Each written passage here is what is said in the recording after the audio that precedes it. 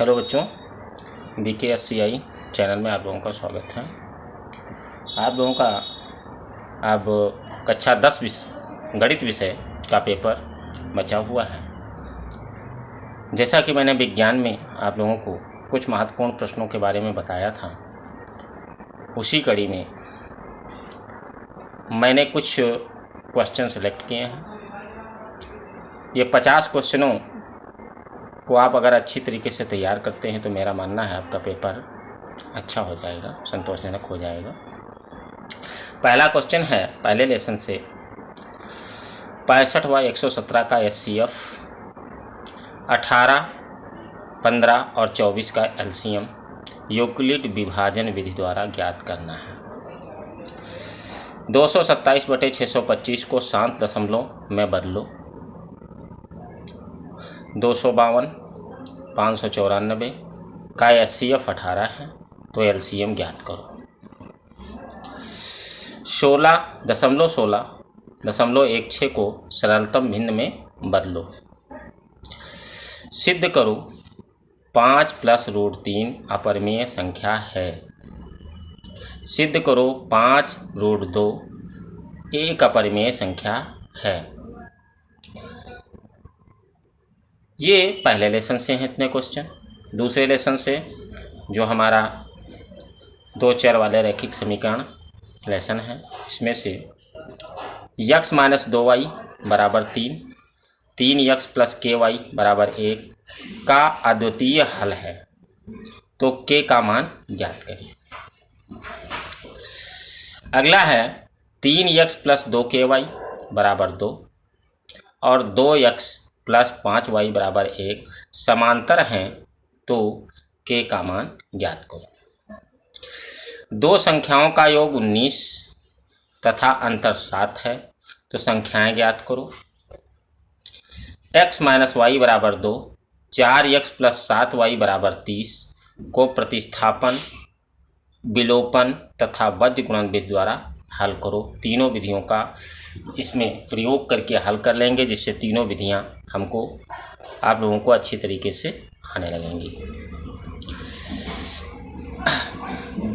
अगला 2 अंकों से बनी संख्या के अंकों का योग 9 है। 2 अंकों से बनी संख्या के अंकों का योग 9 है। संख्या के अंक उलट देने पर बनी संख्या मूल संख्या से 45 अधिक होगी। संख्या ज्ञात करो। 1/2x + 1/3y = 2, 1/3x + 1/2y = 13/6 को हल करो। इन समीकरणों को बदल करके फिर हल करना है। इन समीकरणों और इन सवालों के तरीके आपको आने चाहिए। ये भी हो सकता है कि यही सवाल आपको मिल जाए और ये भी हो सकता है कि ये सवाल ना मिलें, लेकिन तरीका यही लगेगा। गिनतियाँ उनकी अलग हो सकती हैं, तरीका यही रहेगा। द्विघात समीकरण से है 2x² - x - 1 = 0 के मूल होंगे। इनको आप लोग 2 तरीके से हल कर सकते हैं, एक तो गुणनखंड विधि से और दूसरा धराचार सूत्र से। x² + 2x - p = 0 का एक मूल -2 है तो p का मान ज्ञात करो। 3x² - 4x - k = 0 का विविक्त कर 88 है तो k का मान ज्ञात करो। 3x² - 7x + 2 = 0 में मूलों की प्रकृति, मूलों का योग, मूलों का गुणनफल ज्ञात करो। तीनों चीज़ें ज्ञात करके देख लो, जिससे तीनों के तरीके आप लोगों को आ जाए। 6x² - 7x - 5 = 0 को धराचार सूत्र से हल करो। वे संख्याएं ज्ञात करो जिनका योग 27 व गुणनफल 182 है। समकोण त्रिभुज की ऊंचाई आधार से 7 सेंटीमीटर कम है।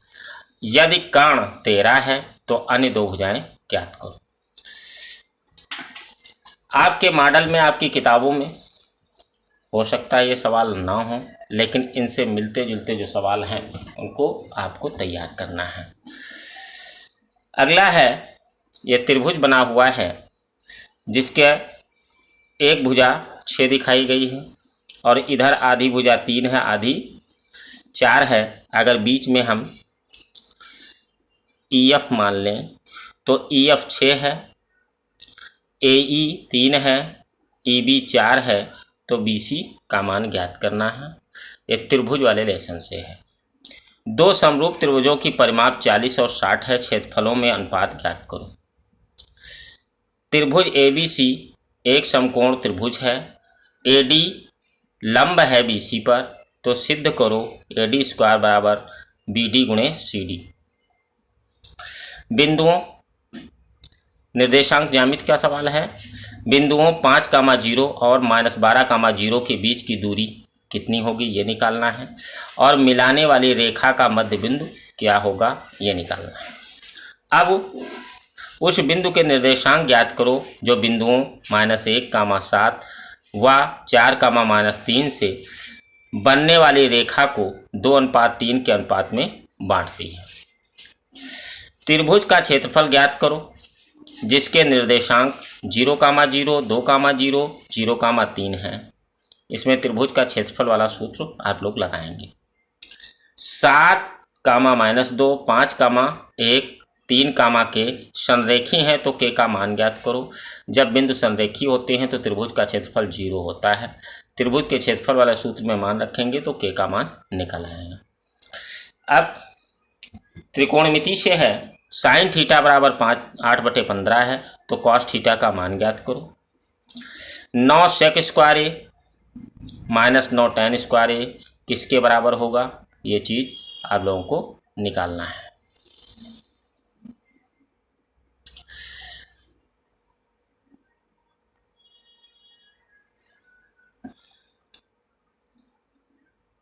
cos 18/sin 72 का मान ज्ञात करो। अगला है cosec theta minus cot theta का होल स्क्वायर बराबर 1 - cos थीटा बटे 1 + cos थीटा सिद्ध करना है। किसी समय पेड़ की छाया ऊंचाई की √3 गुनी है, उन्नयन कोण ज्ञात करो। ये त्रिकोणमिति का प्रयोग से है। 7.6 सेंटीमीटर रेखा को 5:3 के अनुपात में बांटो। ये रचनाओं वाले लेसन से हैं। 3 सेंटीमीटर त्रिज्या का वृत्त खींचो। इसके केंद्र से 10 सेंटीमीटर की दूरी पर बिंदु से स्पर्श रेखाएं खींचो। 4, 5, 6 सेंटीमीटर भुजा वाले त्रिभुज की रचना करो। इसके 2/3 क्षेत्रफल वाले त्रिभुज की रचना करो। एक वृत्त का क्षेत्रफल 616 सेंटीमीटर स्क्वायर है, उसकी परिधि ज्ञात करो। तो इसमें क्षेत्रफल वाले सूत्र में मान रखेंगे, उससे निकल आएगा त्रिज्या, और त्रिज्या का मान परिधि वाले सूत्र में रखेंगे। छायांकित भाग का क्षेत्रफल ज्ञात करो। एक ये सवाल है जिसमें 60 अंश का त्रिज्या खंड है और त्रिज्या है 7 सेंटीमीटर। छायांकित भाग, ये जो लघु वृत्तखंड है, इसका मान ज्ञात करना है। 90 अंश के कोण पर चतुर्थांश है, ये चतुर्थांश वृत्त का है और एक जीवा खींची गई है। तो यहाँ पर ये रेखांकित जो भाग है इसका मान निकालना है। और ये इसमें 2 त्रिज्या खंड है 30 अंश के, एक की त्रिज्या 21 है, एक की 7 है। दोनों त्रिज्या खंडों का क्षेत्रफल वाले सूत्र में मान रख करके दोनों को आपस में घटा देंगे तो रेखांकित भाग का क्षेत्रफल आ जाएगा।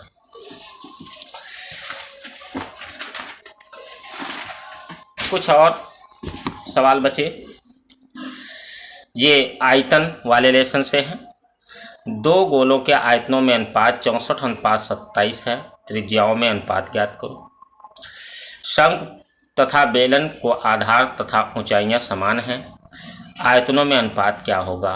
एक शंकु है और एक बेलन है जिनके आधार और ऊंचाइयां समान हैं, तो उनके आयतनों में क्या अनुपात होगा। आकृति का संपूर्ण पृष्ठ ज्ञात करो। यहाँ पे एक आकृति बनी हुई है, बेलन है। बेलन के व्यास के बराबर अर्धगोला ऊपर काटा गया, अर्धगोला नीचे काटा गया। अब जो बचा हुआ भाग है उसका संपूर्ण पृष्ठ ज्ञात करना है। 6 सेंटीमीटर व्यास वाले गोले को पिघलाकर 36 सेंटीमीटर लंबा तार बनाया गया। तार का व्यास ज्ञात करो। तो इसके लिए मैंने बताया था कि बनी हुई आकृति का आयतन बराबर होता है, पिघली हुई आकृति का आयतन मतलब तार का आयतन बराबर गोले का आयतन। ऐसे सूत्र में मान रख करके इसका व्यास ज्ञात कर सकते हो। आकृति का आयतन ज्ञात करो। यहाँ एक अर्ध गोले के ऊपर जिसकी त्रिज्या कितनी है 3.5 है, एक शंकु रखा है और पूरे आकृति का ऊंचाई जो है 5 है। इसका मतलब क्या हो गया कि 3.5 अगर घटा देंगे तो शंकु की ऊंचाई आ जाएगी। 5, 10, 15, यक्स 20 ये सांख्यिकी से है। 35, 40 का समांतर माध्य 21 है तो यक्स का मान ज्ञात करो।